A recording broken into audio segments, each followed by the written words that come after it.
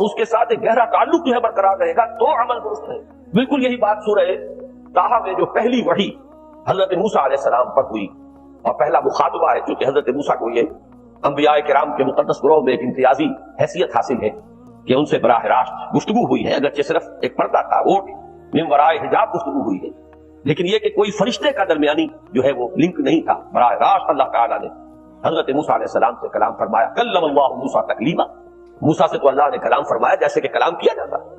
تو پہلا مخاطبہ ہے، یہ پہلا مکالمہ ہے، پہلی وحی کہیے، اسی میں یہ الفاظ بھی موجود ہیں، اننی انا اللہ لا الہ الا انا فاعبدنی واقم الصلاۃ لذکری۔ یہ گویا کہ حکمت قرآن کا ایک بہت بڑا خزانہ ہے یاد کہ خود حضرت موسیٰ علیہ السلام کو جو ہدایت دی جا رہی ہے، میں ہوں، میں اللہ، اننی انا اللہ لا الہ الا انا، میرے سوا کوئی معبود نہیں، فاعبدنی، بس میری بندگی، میری عبادت، میری پرستش، میری محبت، اس کو اختیار کرو۔ وَأَقِمِ الصَّلَاةَ لِلذِّكْرِ، اور نماز کو قائم رکھو میری یاد میں۔ بلکہ اسی سلسلہ کلام میں آگے چل کر سورہ طٰہٰ میں آتا ہے، کافی گفت و شنید کے بعد جب حضرت موسیٰ نے کچھ معذرت بھی کی، کچھ دعائیں بھی کی، اللہ نے ایک دعا قبول بھی کی کہ ان کے بھائی کو بھی شریک کر دیا، حضرت ہارون کو بھی۔ اس کے بعد پھر جب فرمایا کہ اب جاؤ فرعون کی طرف، تو اس میں فرمایا وَلَا تَنِيَا فِي ذِكْرِي، اور دیکھنا یہ جو عظیم مشن تمہارے کندھے پر آ گیا ہے، بڑا بھاری اور کٹھن ایک فرض ہے جو تم پر عائد ہو گیا ہے، اس کے لیے سب سے بڑی تمہارے پاس جو قوت کا ذریعہ ہے وہ نماز ہے۔ فَلَا تَنِيَا عَنْ ذِكْرِي، میری یاد میں کبھی غفلت نہ کرنا، اس میں کبھی کوئی کمی نہ آنے دینا۔ جیسا کہ میں نے عرض کیا تھا کہ جیسے ہی وہ تعلق جو ہے کمزور پڑتا ہے یا منقطع ہو جائے معاذ اللہ، تو پھر انسان گویا کہ شیطان کے لیے حکم تر بن جاتا ہے۔ اب آپ غور کیجئے، تیسری شے تقرب الی اللہ، اس کے حوالے سے بھی جو فرائض اور نوافل کی بات ہے اس کو اس ذہن سے نکال کر یہ سمجھیے کہ اس میں نماز کا کیا مقام ہے، اس لیے کہ نماز فرض بھی ہے، نماز نفل بھی ہے، وہ تو دونوں میں شریک ہو جائے۔ اب اس کو لفظ صلاۃ کے حوالے سے آپ ان دونوں چیزوں کو سمجھیے۔ صاد لام واو یا یہ چونکہ حروف علت ایک دوسرے سے بدلتے رہتے ہیں، یہ جو مادہ ہے اس کی جو خالص لغوی اصل ہے، جو خالص عربی زبان میں اس کا بنیادی مفہوم ہے، وہ آگ جلانا یا آگ تاپنا یا آگ سینکنا، حرارت حاصل، لہذا بار بار آتا ہے جہنم کے ذکر میں، اسلوہا، اب چلو اس میں تاپو اس کو، یہ سینکے گی تمہیں۔ بلکہ تفتلون کا لفظ آیا ہے حضرت موسیٰ کے کلام میں، جب وہ گئے تھے کوہ طور پر، جب پہنچ گئے تو تھے آگ کی تلاش میں، لعلکم تفتلون، تو اپنے اہل خانہ سے یہی کہا تھا کہ مجھے کہیں وہ روشنی نظر آ رہی ہے، غالباً کوئی وہاں سے آگ مل سکے گی، ورنہ یہ کہ کوئی رہنمائی کو رستہ مجھے مل سکے گا، میں وہ آگ لے آؤں گا، کوئی چنگاری وہاں سے لے آؤں، لعلکم تفتلون، تاکہ تم، اب یہ اصطلاح در حقیقت باب اختیار ہے، اور یہ تے یہاں پر توئے کی شکل اختیار کر گئی، تاج توب کی صورت اختیار کی، سواد کی وجہ سے۔ بہرحال اس کا سب سے بنیادی مفہوم جو ہے وہ ہے تاپنا، سکائی حاصل کرنا، حرارت۔ اس کے حوالے سے سمجھ لیجئے کہ سب سے بنیادی تعلق اس کا جو ہے وہ روح کے ساتھ۔ روح میں محبت خداوندی کی آگ اگر ٹھنڈی پڑ گئی ہو، اگر محبت خداوندی کی حرارت میں کمی ہو گئی، تو اس کو اثر نو، جس کو کہ میں آج سوچ رہا تھا تو ایک لفظ ذہن میں آیا کہ جیسے بیٹری اس کو ریچارج کیا جاتا ہے، اسی طریقے سے روح کے اندر محبت خداوندی کی اس حرارت کو اثر نو پیدا کرنا، یہ ہے در حقیقت نماز کا اصل مقصد۔ اس لیے کہ اس لفظ کا بنیادی مفہوم، اصل لغوی مفہوم تو یہ، اگرچہ اس کا سب سے زیادہ کثرت سے جو استعمال ہوتا ہے، اور لفظ صلاۃ جس سے در حقیقت جس تصور پر مبنی ہے وہ ہے اقدام، کسی کی طرف متوجہ ہونا، اور پھر دعا۔ صلاۃ کا سب سے قریبی مفہوم لفظی جب بیان کیا جائے گا، اس سے مراد، اس کے معنی، تو دعا اس میں اہم ترین، کسی کی طرف توجہ کرنا، مناجات کرنا، گفتگو کرنا، مخاطبہ، مکالمہ، دعا، یہ در حقیقت صلاۃ کا سب سے بڑا اصطلاحی مفہوم ہے۔ لیکن جو اس کا مادہ ہے، صاد لام واو یا صاد لام یا، اس کا اصل مفہوم جو ہے وہ تاپنا، حرارت حاصل کرنا۔ تو ان دونوں کے حوالے سے عرض کر رہا ہوں، وہ تاپنا اور حرارت حاصل کرنا وہ ہے روح کے اعتبار سے۔ وہ جو کہا اقبال نے کہ مجھے عشق کی آگ اندھیر ہے، مسلمان نہیں راہ کا ڈھیر، یہ عشق کی آگ جب بجھ جاتی ہے، در حقیقت یہی تو انسان کی روحانی موت ہے۔ جب یہ نہ رہے تو چاہے منطق میں بہت انسان ماہر ہو، مجھے اقبال کا شعر یاد آیا تقابل کرتے ہوئے، ایک انسان محکوم اور ایک انسان حر، آزاد انسان، ان کی نفسیات میں جو بنیادی فرق علامہ اقبال نے مختلف مواقع پر بیان کیے ہیں۔ محکوم ہے بیگانہ اخلاص و مروت، ہر چند کے منطق کی دلیلوں میں ہے چالاک، تو منطق کی دلیلوں میں انسان چالاک ہو جائے اور وہ لغت ہائے حجازی کا وہ ایک خزانہ بن جائے، اسے تمام الفاظ کے معنی یاد ہو، وہ بڑے مسائل فقہ کے اسے عظمت ہو، جزیات بے انتہا جزیات جو ہے وہ مستحضر ہو، فلسفے کے بڑے بڑے مسئلے اس نے حل کر لیے، لیکن اگر روح میں وہ اللہ کی محبت کی آگ نہیں ہے، وہ تپش نہیں، مجھے عشق کی یاد اندھیر ہے مسلمان نہیں رات کا ہے. اسی کے حوالے سے مجھے یاد آیا تھا کہ وہ جو بڑی سادہ سی ایک نظم ہے، اللہ تعالیٰ سے دعا یا رب دل مسلم کو وہ زندہ تمنا دے، اس میں بھی جو الفاظ آئے جو روح کو گرما دے اور قلب کو تڑپا، یہ ہے اصل جو مقصود ہے نماز کی. اور یہی وہ چیزیں جیسا کہ میں نے عرض کیا تھا کہ نگاہوں سے اوجھل، یہ پہلو سامنے ہے نہیں، دوسرا پہلو سامنے ہے اور وہ بھی میرے نزدیک بہت اہم ہے، بہت بنیادی ہے، اس میں کوئی شک نہیں. لیکن یہ ہے بلند ترین منزل کہ تقرب الی اللہ، اس کے لیے در حقیقت یہ کس لیے درکار ہے؟ روح کے اندر عشق کی حرارت اور گرمی تازہ ہوتا ہے. بسا اوقات یہ اندر دب جاتی ہے، جیسے انگارہ ہوتا ہے آگ کا، اس کے اوپر خاک اور راکھ آ جاتی ہے، اندر کچھ ہوتی ہے. آگ دبی ہوئی سمجھ، آگ بجھی ہوئی نہ جان، اس دبی ہوئی آگ کو پھر ایک شعلہ بنانا، پھر اس کے اندر ایک حیات تازہ پیدا کرنا، یہ ہے نماز کا اہم ترین اور بلند ترین مقصد. لیکن اس کے ساتھ ہی اس نماز میں ذکر ہونا، اس کا یہ ذکر ہے. اور ذکر کی جب میں فہرست بیان کیا کرتا ہوں بہت سے حضرات کے سامنے ہوگا کہ ذکر کا در حقیقت مفہوم ہے استحضار اللہ فی القلب. ہمارے ہاں غلطی سے جو ذرائع ذکر ہے انہیں ذکر قرار دے دیا گیا ہے. نماز ذکر نہیں ہے، نماز ذکر کا ذریعہ ہے. اقیم الصلاۃ لذکری، نماز قائم کرو میرے ذکر کے. یہ اللہ اللہ کہنا یا ادعیائے معصورہ جو حضور صلی اللہ علیہ وسلم کی مصنون دعائیں ہیں، انہیں اپنے تمام معمولات دنیاوی کے ساتھ ساتھ ان دعاؤں کو بھی انسان پڑھتا رہے، اللہ سے دعا کرتا رہے، یہ تمام ذرائع ذکر ہے. سبحان اللہ الحمدللہ الحمدللہ، اس کا آپ ورد کیجئے، یہ بھی ذریعہ ذکر. حقیقت میں ذکر ہے استحضار اللہ فی القلب، اللہ کو دل میں لے آنا، اللہ کو دل میں حاضر کر لینا. اصل میں تو ترجمہ ہوگا، لیکن حاضر جاننا، یہ کیفیت جو ہے انسان کو حاصل ہوتا ہے. اب اس کے حوالے سے ذرا بات سمجھیے کہ ایک تو میں عرض کر چکا ہوں مجسم ذکر تو قرآن ہے، لہذا ذکر کی فہرست جب آپ کریں گے ذرائع ذکر تو ان میں سب سے پہلے قرآن ہے، اس لیے کہ وہ ہماری حکمت کے پہلے مسئلے کو حل کر رہا ہے، بنیادی مسئلہ، اہم ترین مسئلہ. دوسرے نمبر پر ذکر جو ہے، اب اس کے لیے کچھ اصطلاحات جو میرے مختلف دروس میں شاید آپ کے سامنے بعد میں آئیں یا پہلی آ چکی ہوں، ان کے حوالے سے میری بات سمجھیے. ایک ذکر غیابی ہے، تھرڈ پرسن میں صیغہ غائب میں اللہ کی یاد کرنا، اللہ اکبر اللہ اکبر اللہ اکبر. ابھی اللہ اکبر جو ہے یہ جملہ ہے اسمیہ خبریہ ہے، ایک حقیقت کی تکرار آپ کر رہے ہیں، اللہ سب سے بڑا ہے، اللہ سب سے بڑا ہے، سبحان اللہ سبحان اللہ سبحان اللہ. یہ در حقیقت ذکر غیابی ہے کہ آپ اس میں مخاطب نہیں ہیں اللہ سے.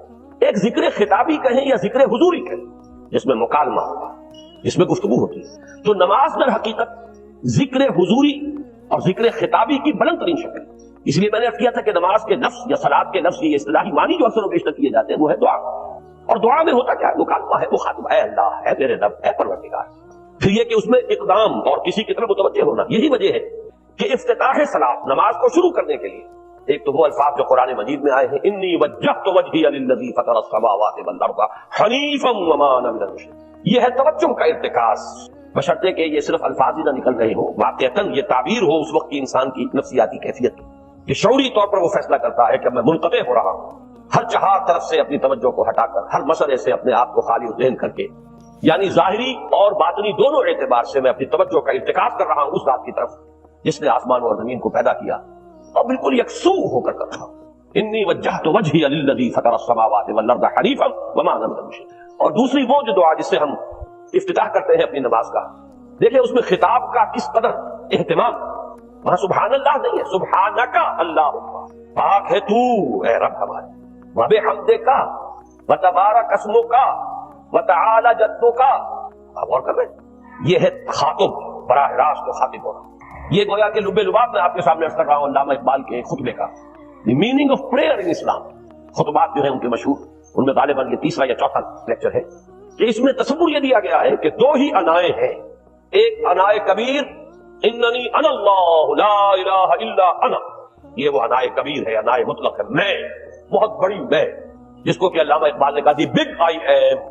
یہ بگ آئی ایم جو ہے وہ سورہ طٰہٰ کی اس آیت میں، اور میرے علم کی حد تک کوئی اور مقام نہیں ہے جس میں اس قدر جلال اللہ نے اس طور سے اپنی انانیت کبریٰ اور انانیت مطلقہ کا اظہار اس بلند آہنگ کے ساتھ کیا ہو. اننی انا اللہ لا الہ الا انا. وہ انائے کبیر اور یہ انائے صغیر، یہ انائے محدود، یہ چھوٹی سی ایک انا ہے میں، یہ میں ہوں. آپ جب کہتے ہیں میں، بڑی محدود سی ایک انا، دی فائنائٹ ایگو، انائے محدود اور انفائنائٹ ایگو. اور صلاۃ اصل میں کیا ہے؟ اس چھوٹی انا کا بڑی انا کے سامنے آ کر روبرو ہو کر، وہ جو کبھی ٹیلی ویژن کا ایک پروگرام ہوا کرتا تھا، روبرو ہو کر خطاب. ایک ہے وہ صیغہ غائب میں تکرار، سبحان اللہ سبحان، وہ بھی بہت اہم ہے. اس کا اپنی جگہ پر فائدہ ہے، لیکن ہر شے کے درجے ہیں. اگر حفظ مراتب نہ کنی زندگی، اگر آپ ان کے درجوں کا علیحدہ علیحدہ لحاظ نہیں کریں گے تو غلط وقت پڑ جائے. تو یہ جو ذکر خطابی یا ذکر حضوری، نماز اصل میں اس کی بلند ترین. یہی وجہ ہے کہ سبحانک اللہم وبحمدک وتبارک اسمک وتعالی جدک ولا الہ غیرک. اس کا کی جس قدر تکرار یہاں پر ہے آپ نے غور کیا، اس میں خطاب ہے. یا پھر یہ کہ یہ کا کی اس طرح کی تکرار آپ کو دعائے قنوت میں ملے گی. اللہم انا نستعینک ونستغفرک ونؤمن بک ونتوکل علیک ونثنی علیک الخیر ونشکرک ولا نکفرک. اب یہ جو ہے یہ در حقیقت خطاب کا اندازہ ہے کہ براہ راست اس کو. تو سب سے پہلی بات تو یہ ہوئی کہ ذکر کی ایک شکل ہے ذکر غیابی، دوسری ذکر حضوری، اور ذکر حضوری یا ذکر خطابی کی بلند ترین منزل، بلند ترین اس کا ذریعہ نماز. اس کو ایک پہلو سے اور سمجھ لیجیے. سورہ فاتحہ جب پھر ہم پڑھتے ہیں جسے الصلاۃ کہا گیا ہے، جو لب لباب ہے، خلاصہ ہے، اس میں پھر تدریجاً غیاب سے حضور کی طرف پیش کر دیا. الحمدللہ رب العالمین الرحمن الرحیم مالک یوم الدین. یہ ذکر غیابی ہے، بیچ میں ابھی خطاب نہیں آیا. یہ وہی جملہ اسمیہ ہے. کل تعریف اس اللہ کے لیے ہے جو تمام جہانوں کا پروردگار ہے، مالک ہے، جو رحمان ہے، رحیم ہے، جزا و سزا کے دن کا مختار و مالک ہے. اب یہ غیاب سے حضور کی طرف، ایاک نعبد و ایاک نستعین اہدنا الصراط. یہ ہے وہ. اب پہلے ایک معاہدہ ہے، ایک اقرار ہے، اعتراف ہے، وعدہ ہے، اور پھر دعا ہے، استدعاء. یہ ہے غیاب سے حضور کی طرف تدریجاً ارتقا. یہی وجہ ہے، اب نوٹ کر لیجئے وہ چھوٹی سی حدیث، یہ بھولنی نہیں چاہیے. الصلاۃ معراج المومنین، اس لیے کہ مخاطبہ الہی براہ راست حضور کو جو حاصل ہوا وہ معراج میں ہوا. التحیات کا مکالمہ وہی ہوا. لہذا اس کو نوٹ کر لیجئے کہ باقی جو وہی ہوئی ہے حضرت جبرائیل کے ذریعے سے ہوئی ہے، یا کوئی الہام ہوا ہے حضور کے قلب مبارک پر کوئی شے القاء کی گئی ہے، تو وہ دوسری نوعیت کی وہی ہے. وہ جو مخاطبہ حضرت موسیٰ علیہ السلام کو وہ اس دنیا ہی میں حاصل ہوا ہے کوہ طور کی بلندیوں پر، یہی ان کی امتیازی شان ہے. کلم اللہ موسیٰ تکلیما. یہ براہ راست مخاطبہ جو ہے یہ حضور صلی اللہ علیہ وسلم کو معراج کی شب یہ آپ کو حاصل ہوا، اور حضور نے اسی لیے نماز کو معراج المومنین قرار دیا، اس لیے کہ اس میں وہی براہ راست مخاطبہ اور مکالمہ اور وہی گفتگو ہے جو ہو رہی ہے. اس کے ضمن میں وہ حدیث، اب اس وقت شاید میرا وقت ختم ہونے کے قریب ہو، لیکن وہ حدیث جو اس اعتبار سے حدیث قدسی ہے، اگرچہ بعد میں اس کے جو مزید تفصیل ہے تو حضور صلی اللہ علیہ وسلم نے گویا کہ خود بیان کی ہے، لیکن مسلم شریف کی روایت ہے حضرت ابو ہریرہ رضی اللہ تعالیٰ عنہ سے کہ حضور نے فرمایا، یقول اللہ تعالیٰ، اللہ یہ فرماتا ہے، اسی لیے اس کو حدیث قدسی کریں گے. قسمت الصلاۃ بینی و بین عبدی نصفین، میں نے نماز کو اپنے اور اپنے بندے کے مابین آدھا آدھا تقسیم کر دیا. اب یہاں تک جو جملہ ہے اللہ کا، یہ ہے حدیث قدسی. اب آگے جو ہے نریشن اس کی جو ہے حضور صلی اللہ علیہ وسلم کی جانب سے ہے، یعنی خبر دے رہے ہیں وہ اللہ کی طرف سے ہی. ویسے تو تمام احادیث ہی گویا کہ ہم سمجھتے ہیں انسپائرڈ تو اللہ کی طرف سے ہی، لیکن یہ کہ جہاں صراحت ہو کہ اللہ کہتا ہے وہ حدیث قدسی ہے. تو یقول اللہ تعالیٰ قسمت الصلاۃ بینی و بین عبدی نصفین، یہاں تک وہ حدیث قدسی. اب دوسری عام حدیث ہے، اذا قال العبد الحمد للہ رب العالمین یقول اللہ تعالیٰ حمدنی عبدی. جب بندہ کہتا ہے الحمدللہ رب العالمین، پروردگار کہتا ہے میرے بندے نے میری حمد کی. جب بندہ کہتا ہے الرحمن الرحیم، پروردگار فرماتا ہے ثنا علی عبدی، میرے بندے نے میری ثنا کی، بڑی تعریف کی. جب بندہ کہتا ہے مالک یوم الدین، اللہ فرماتا ہے مجدنی عبدی، میرے بندے نے میری بڑی بزرگی بیان کی ہے، تمجید کی ہے. پھر جب بندہ کہتا ہے ایاک نعبد و ایاک نستعین، اللہ فرماتا ہے ھذا ما بینی و بین عبدی ولعبدی ما سأل، یہ ہے میرے اور میرے بندے کے درمیان. یہ تو معاہدہ ہے نا، معاہدے میں تو دو فریق جکڑے جاتے ہیں، بند جاتے ہیں. یہ میرے اور میرے بندے کے درمیان ہے، اور میرے بندے نے جو طلب کیا میں نے دیا، اس لیے کہ اس میں طلب بھی تو ہے. ایاک نستعین، تیری مدد چاہتے ہیں، یہ طلب ہے. اسی کی شرح ہے جو اب آخری 3 آیتیں ہیں. پروردگار ہم تیری مدد چاہتے ہیں، پروردگار ہم تیری بندگی کرتے ہیں اور کریں گے، اور تیری ہی مدد چاہتے ہیں، چاہیں گے. اگر حال میں اس کا ترجمہ کریں گے زمانہ حال کے اعتبار سے، اس لیے کہ فعل مضارع میں تو دونوں موجود ہیں، شامل ہیں. تو یہ ایک اعتراف ہے، اظہار حال ہے. اللہ کرے کہ واقعتاً صحیح اظہار حال ہو، ہم واقعی اللہ کی بندگی کرتے ہوئے یہ کہیں کہ ایاک نعبد. ورنہ اگر ہماری اصل صورتحال سے وہ مطابقت نہ رکھتا ہو تو پھر تو ایک طرح کا جھوٹ ہو جائے گا، غلط بیانی ہو جائے گا. ایاک نعبد، تیری ہی بندگی کرتے ہیں اور مستقبل میں کیجئے، کریں گے. یہ ہے عہد. تیری ہی مدد چاہتے ہیں، تجھی سے مدد طلب کرتے ہیں، تجھی سے مدد چاہتے رہیں گے. اس کے لیے فرمایا وَلِعَبْدِ مَا سَأَلَ. اور پھر اس کے بعد وہ استدعاء ہے، یا اهدنا الصراط المستقیم صراط الذین انعمت علیہم غیر المغضوب علیہم ولا الضالین. اس حدیث میں اس کو ایک ہی جملے کو لیا گیا ہے، ایک ہی جملے کی حیثیت سے. جب بندہ یہ کہتا ہے تو اللہ فرماتا ہے ھذا لعبدی ولعبدی ما سأل، یہ خالص میرے بندے کے لیے ہے. اس بندے نے ایک درخواست پیش کی ہے، اب میں نے گرانٹ کی وہ اپلیکیشن، وہ ریکویسٹ گرانٹڈ ہم نے دے دی بھلے اپنی بات. یہ ہے اس کی تاثیر کا عالم. بشرطے کے معاملہ وہ شعور کے ساتھ، بشرطے کے مطابقت ہو ظاہر اور باطن کی، بشرطے کے مطابقت ہو قول اور فعل کی. تو اس کا اتنا اونچا مقام ہے کہ ایک ایک جملہ ادھر ادا ہوا ادھر اللہ کی طرف سے ریسپانس مل رہی ہے. افلاک سے آتا ہے نالوں کا جواب آخر، اٹھتے ہیں حجاب آخر، کرتے ہیں خطاب آخر. یہ خطاب ہے، مخاطبہ ہے، مکالمہ ہے. یہ ہے اصل نماز. اسی لیے اسی کو کہا گیا نماز. البتہ اب اس سے آگے بڑھیے. ذکر کی ایک اور شکل بھی ہے اور وہ ذکر عملی ہے. ایک تو ہم نے کہا اللہ اکبر، اللہ بہت بڑا ہے، سب سے بڑا ہے. یہ جیسا کہ میں نے عرض کیا ایک اعتبار سے تو ذکر غیابی ہو گیا. دوسرے یہ کہ یہ ایک فکری لسانی ذکر ہے، ہم نے کہہ دیا. ایک ہے اسی کے ساتھ ایک عملی ڈیمانسٹریشن. جب یہ کہتا ہوا انسان سیدھا سجدے میں گرتا ہے تو در حقیقت یہ اس اللہ اکبر کی تعمیر ہے. لہذا نماز میں جہاں ذکر غیابی بھی ہے سورہ فاتحہ کی پہلی 3 آیات، جہاں الذکر کا حصہ بھی ہے، کچھ نہ کچھ قرآن آپ پڑھیں گے اس میں. پھر یہ کہ ذکر حضوری اور ذکر خطابی بھی ہے کہ آپ نے اللہ سے عہد و پیمان کیا، قول و قرار کیا، استدعا کی. اس کے ساتھ ہی ذکر عملی بھی ہے کہ جھکنا، اللہ کی تعظیم. تعظیم میں انسان جھکتا ہے. آپ اپنے کسی بزرگ سے جب ملاقات کرتے ہیں تو جھک کر سلام. تھوڑا سا جھکنا، زیادہ جھکنے کی تو اجازت نہیں ہے، لیکن یہ کہ تھوڑا سا خط آتا ہے، یہ بھی طبیعت کی بات ہے. میں سمجھتا ہوں فطرت میں جیسے شکر ہے ویسے اس قدر تعظیم تو فطرت انسانی میں موجود. آپ استاد کے سامنے آئیں گے تھوڑا سا خم کھائیں، آپ اپنے کسی بڑے بزرگ رشتے دار کس سے ملیں گے تو تھوڑا سا خم لا محالہ ہو جائے.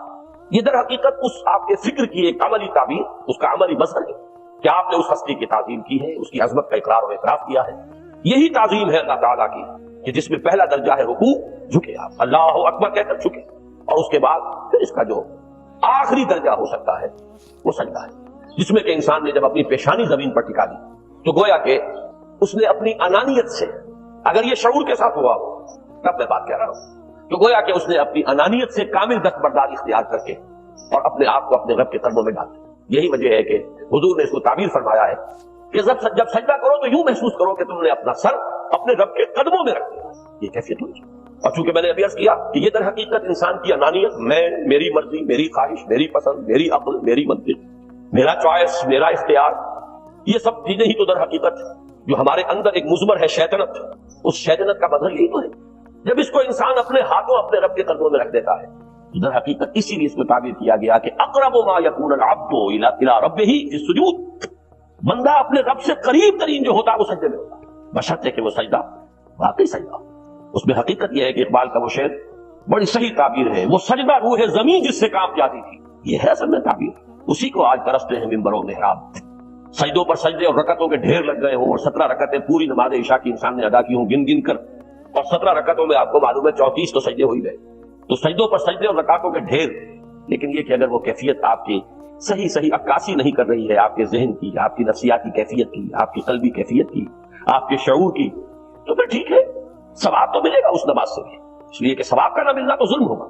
سوائے ایک بات کہ اس میں اگر کوئی ریاکاری ہے، دوسروں کو دکھانے کے لیے نماز پڑھی گئی ہے، تو ریاکاری تو زیرو کے مانند ہے کہ اس سے جو شے ضرب کھاتی ہے زیرو ہو جاتی ہے. 1 کروڑ کی تعداد عدد کو آپ زیرو سے ضرب دے زیرو ہو گئے، تو ریاکاری تو زیرو کر دینے والی ہے، بلکہ زیرو ہی نہیں کرتی، وہ شرک تک پہنچا دے. من صلی یرائی فقد اشرکا ومن صام یرائی فقد اشرکا ومن تصدق یرائی فقد اشرکا. جس نے دکھانے کے لیے نماز پڑھی اس نے شرک کیا، جس نے دکھانے کے لیے روزہ رکھا اس نے شرک کیا، جس نے دکھانے کے لیے صدقہ خیرات کیا اس نے شرک. لیکن یہ کہ اگر یہ بات نہیں ہے، اگر ریاکاری نہیں ہے، کوئی بدنیتی نہیں ہے، تو ایک شخص نے وقت نکالا ہے، اسی وقت میں اپنا کوئی اور کام کر سکتا تھا، کوئی 2-4 پیسے کما سکتا تھا، کوئی اور دھندا دنیا کا جو ہے کرتا. لہذا اگر وہ نہیں ہے، ریا نہیں ہے، تب اس کا اجر تو لازم ہے. اس نے کچھ نہ کچھ ڈیووٹ کیا ہے، کچھ نہ کچھ سیکریفائس کیا ہے، کچھ نہ کچھ قربانی دی. لیکن یہ کہ پھر وہ نماز یہ نہیں ہے، وہ سجدہ روح زمین جس سے کانپ جاتی تھی، اسی کو آج ترستے ہیں ممبر و محراب. وہ سجدہ واقعتاً انسان اشرف المخلوقات وہ جب اپنے اس گہرے شعور اور احساس کے ساتھ سر سجود ہوتا ہے تو یہ ہے اقرب ما یکون العبد الی اللہ فی السجود. قریب ترین جو بندہ ہوتا ہے اللہ سے وہ سجدے کی حالت. یہ میں نے 3 چیزوں کے حوالے سے آپ کے سامنے باتیں رکھی ہیں کہ پہلی منزل معرفت رب کا حصول، اللہ پر ایمان اور شکر خداوندی، اس کی لذت کا حاصل ہوتا ہے. اس کے بعد اب 3 ضرورتیں ہیں. فکر صحیح کی مزید پیش قدمی صحیح رخ پر، اس کے لیے جہاں فکر درکار ہے وہاں ذکر بھی ہے، اور اس ذکر کی جامع ترین صورت نماز ہے. نمبر 2 انسان کے عمل کے درست رہنا، اس لیے کہ ذرا سا قرآن مجید میں سورہ اعراف میں نقشہ کھینچا گیا ہے ایک شخص کا، اس کا نام تو وہاں نہیں ہے، بلعام بن باعورہ، ویسے تورات میں اس کا ذکر ہے اور اس نام کے ساتھ ہے. بہت بڑا عالم تھا، بہت بڑا فاضل. قرآن کے الفاظ ہیں ہم نے اسے اپنی آیات عطا کی تھی، آتینا ہو آیاتنا، اور ہم چاہتے تو اسے ابھی اور طرف اور بلندی عطا کرتے، وَلَوْ شِئْنَا لَرَفَعْنَاهُ بِهَا وَلَكِنَّهُ أَخْلَدَ إِلَى الْأَرْضِ، لیکن وہ تو زمین ہی کی طرف دھستا چلا گیا، اور کوئی ایک لفظش انسان کے لیے سارے کیے دھرے پر پانی پھرتے، ذرا سا عدم توازن اس کے رخ کو ٹیڑھا کر دے گا، اور جب ایک دفعہ ٹیڑھ ہو گئی تو شروع میں تو زاویہ جو ہے چاہے وہ 10 درجے کا ہی ہو، لیکن جیسے جیسے عمل کی وہ پیش قدمی ہوگی آپ کا بڑھتا ہوگا، انحراف شدید سے شدید تر ہوتا ہے۔ اب اس عمل کی درستی کے لیے بھی لازم ہے تعلق مع اللہ، اس تعلق مع اللہ کا بھی سب سے بڑا ذریعہ نماز۔ تیسری چیز روحانی بالیدگی، روحانی ترقی، تقرب الی اللہ، اس کے لیے اس اعتبار سے بھی کہ توجہ الی اللہ، ارتکاز توجہ اللہ کی طرف، انی وجہت وجہی للذی فطر السماوات والارض حنیفا وما انا من المشرکین، اور اس اعتبار سے بھی کہ اسی کے ذریعے سے وہ عشق کی بجھتی ہوئی چنگاری کو پھر بھڑکایا جا سکتا ہے، جو خاک میں دب گئی ہو اللہ کی محبت کی وہ حرارت جو ہے اگر اس میں کچھ کمی آ گئی ہے تو اس کو جھاڑ کر، راک کو ہٹا کر اثر نو ایک حرارت پیدا کرنا، یہی وجہ ہے کہ نماز صلاۃ جس مادے سے ماخوذ ہے اس کا بنیادی مفہوم یہی ہے، تاپنا، حرارت حاصل کرنا، آگ جلانا، آگ روشن کرنا۔ تو فلسفہ دین جس کے لیے صحیح لفظ ہے حکمت دین، اس کے اعتبار سے تو میری یہ گفتگو ہے۔ باقی یہ کہ نظام دین میں 3 اعتبارات سے پھر نماز